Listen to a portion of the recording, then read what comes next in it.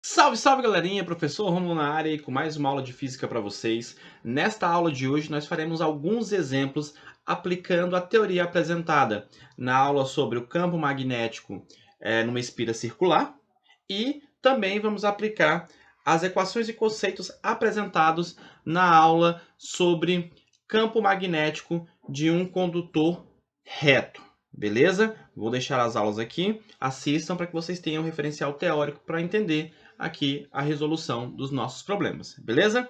Então, vamos lá, acompanhe aí comigo.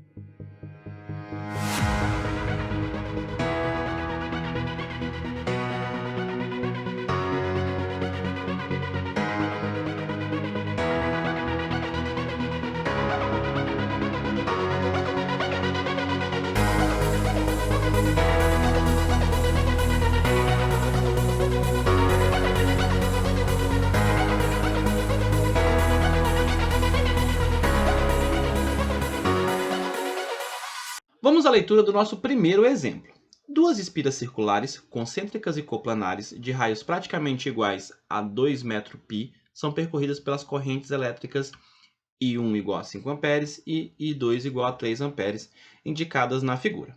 Sendo μ0 igual a 4π vezes 10 a menos 7 Tesla metro ampere, caracterize o vetor indução magnética originado no centro O. Para começar, vamos determinar a intensidade do campo devido à corrente 1 e devido à corrente 2. O campo devido à corrente 1 vai ser μ0 vezes a intensidade da corrente 1 dividido por 2 vezes R. O campo para a corrente 2 vai ser μ0 e 2 dividido por 2R. Vamos diferenciar R1 e R2, porque aqui no problema ele diz para a gente que os raios são praticamente iguais a 2π. Tá? Então, as duas espiras têm um raio praticamente iguais. Tá certo? Então, para a gente determinar o campo, né, essa aqui é a intensidade, é uma das características do vetor, nós vamos substituir os valores e fazer a conta.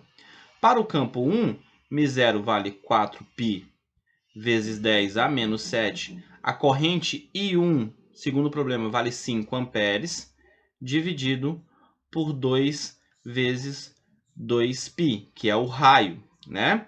Então, o π simplifica aqui com π. 2 vezes 2 aqui embaixo, ó, vai dar 4. Esse 4 vai simplificar com este 4 aqui.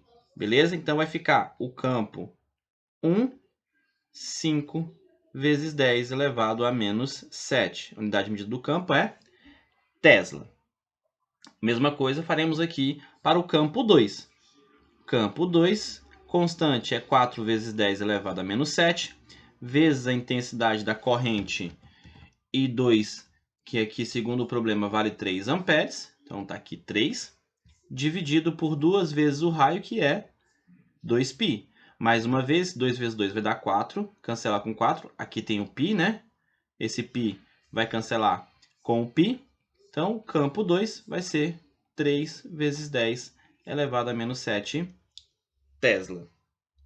Aí nós precisaremos dizer qual é o sentido e qual é a direção além do módulo, né? Porque como sendo vetor, eu posso ter o campo entrando, um campo entrando, o outro saindo, ou posso ter os dois entrando ou os dois saindo. O que vai determinar é a regra da mão direita, tá? Então, o sentido é determinado pela regra da mão direita. Então, pela corrente I1, vamos lembrar, você vai posicionar o seu polegar seguindo aqui a corrente, tá? Então, aqui você posiciona o polegar seguindo a corrente e a sua mão vai envolver a espira, né? Se você jogar o polegar e envolver a sua mão aqui, é como se a sua mão estivesse entrando aqui no plano da espira, tá? Então, a mão está entrando, o campo, portanto, devido à corrente I1 aqui no centro, é um campo que entra. Aqui na corrente 2, nós iremos fazer a mesma coisa, né? Ó, o polegar segue na direção da corrente, você vai envolver a sua mão pela espira, tá? A palma da sua mão vai passar aqui por baixo deste fio, que representa a espira aí, e os seus dedos vão sair aqui do outro lado, né? Então, o campo devido à corrente 2 é um campo que está saindo. Então, você tem um vetor que está entrando no plano e o outro está saindo. Eles têm a mesma direção e sentidos opostos, tá certo? Então, o campo resultante no centro da espira vai ser o campo B1 menos o campo B2. E quem vai mandar aqui é o campo de maior intensidade, tá? Então, o campo magnético resultante vai ser 5 vezes 10 elevado a menos 7, menos 3 vezes 10 elevado a menos 7. O campo resultante, portanto, vai ser 2 vezes 10 a menos 7 Tesla, certo? Então, nós já temos o módulo, 2 vezes 10 elevado a menos 7. A direção é sempre perpendicular ao plano da espira. E o sentido, quem vai mandar aqui é o campo de maior intensidade. Então, o sentido vai ser o campo entrando no plano, tá?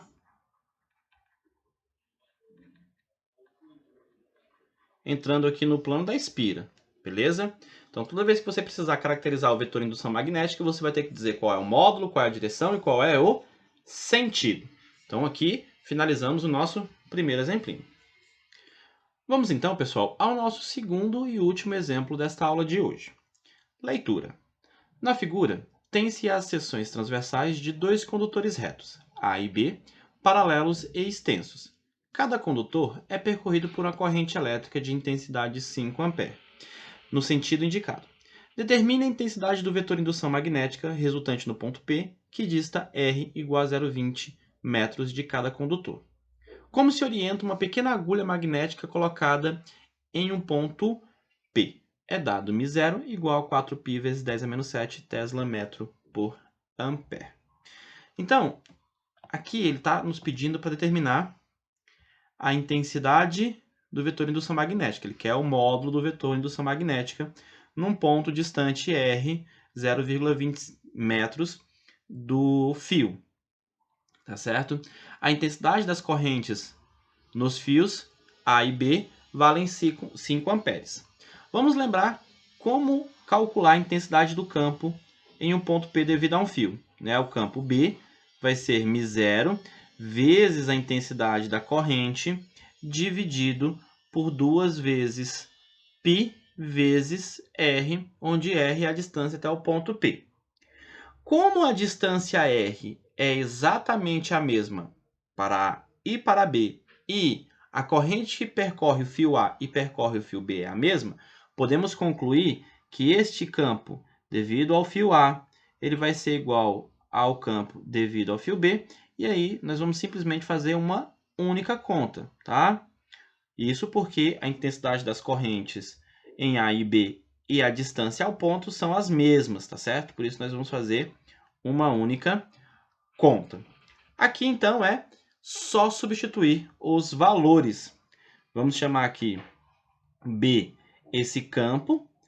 μ0 é 4π vezes 10 elevado a menos 7, vezes a intensidade da corrente, que é 5, dividido por 2π vezes 0,20. Agora, vamos simplificar o que dá para simplificar aqui, ó. Vamos simplificar o π, certo? E vamos multiplicar o 5 por 4. Então, vai ficar 20 vezes 10 elevado a menos 7, dividido por 2 vezes 0,20. Fazendo a continha aí, nós vamos obter 0,4. Vamos dividir 20 por 0,4. E aí nós vamos ter que o campo em A, que é igual ao campo em B, vai ser igual a 50 vezes 10 elevado a menos 7. Aqui nós estamos tratando só o módulo do campo, né? Vamos deixar isso aqui em notação científica, porque o número que está multiplicando a potência de base 10 é um número maior que 10. Isso não pode para notação científica. Então, nós vamos escrever 5 vezes 10 elevado a menos 6. Beleza? Agora, nós temos que identificar para onde aponta o vetor indução magnética no ponto P devido à corrente que percorre o fio A e a corrente que percorre o fio B. Certo? Então, nós sabemos pela regra da mão direita que o campo vai ser perpendicular ao raio, tá certo? Então, em relação ao A, nós vamos fazer aqui, ó. Este é o campo devido a A, tá certo? Perpendicular ao raio, ó, formando um ângulo de 90 graus. O campo devido ao fio B vai apontar aqui para baixo, também perpendicular em relação ao raio, campo B. E para que a gente possa obter o módulo desse vetor, nós vamos ter que fazer a soma vetorial. Dois vetores que formam entre si um ângulo de 90 graus. Vamos usar a regra do polígono, certo? Ou do paralelogramo. Vou fazer aqui do paralelogramo. Vamos fazer as linhas pontilhadas com relação a B e A, tá? Vamos fazer as linhazinhas pontilhadas aqui. As linhas pontilhadas se cruzam. No ponto onde elas se cruzam, o meu vetor vai aparecer. Tá? Então, está aqui a representação do vetor indução magnética ali no ponto P. A gente acabou apagando o ponto P ali, né? Fazendo desenho em cima. Vou chamar esse campo aqui de BR, que é o campo magnético resultante no ponto P. Para obter o valor deste campo, nós vamos aplicar o teorema de Pitágoras, certo? Então, o campo resultante ao quadrado é igual ao campo A ao quadrado mais o campo B ao quadrado. Como o campo A e o campo B são iguais, e nós podemos simplesmente chamar de B, tá? Então, nós vamos ter campo resultante ao quadrado, vai ser B ao quadrado, mais B ao quadrado. Aqui, então, nós teremos 2B ao quadrado. E aí, vamos ter que tirar a raiz quadrada, né? Para saber o resultante, vai ser a raiz quadrada de 2B ao quadrado. Aqui, portanto, nós vamos ter que o campo resultante no ponto P vai ser B, né? Que é o valor que nós determinamos aqui, a partir da equação, né? Ó, a unidade de medida faltando, Tesla, tá? Vezes a raiz quadrada de 2. Substituindo os valores, nós vamos fazer aqui 5 vezes 10 elevado a menos 6. E vamos utilizar a raiz quadrada de 2 com valor aproximadamente igual a 1,4. Então, fazendo aí a continha, nós vamos obter o valor para o campo no ponto P com valor aproximadamente igual a 7 vezes 10 elevado a menos 6, a unidade do campo Tesla. Beleza? Então, resolvemos a primeira parte do problema, onde ele pede para a gente determinar a intensidade do vetor indução magnética no ponto P, aproximadamente igual a 7 vezes 10 a menos 6. Outra coisa que ele pede desse mesmo problema é como se orienta uma pequena agulha magnética colocada no ponto P. Vamos trazer esse desenho aqui para o canto. Ó. Vou colocar o vetor devido a B aqui, né? Campo magnético devido a B. Vamos colocar o campo magnético aqui devido à corrente em A.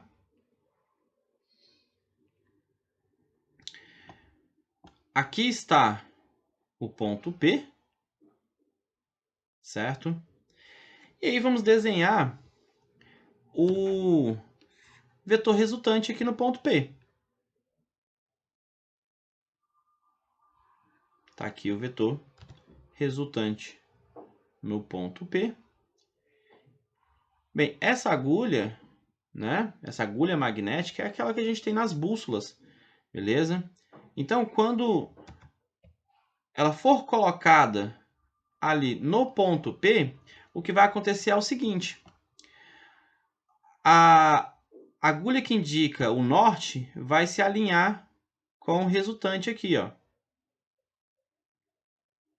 Então, vamos desenhar a agulhinha aqui, em vermelho, para indicar o norte.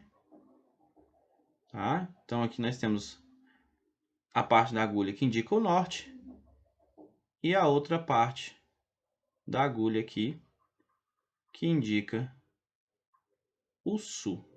Então, ficaria desta forma a agulha magnética quando eu a colocasse no ponto P. Beleza, pessoal? Então, era isso aí para a nossa aula de hoje. Muito obrigado a atenção de todos e até a próxima.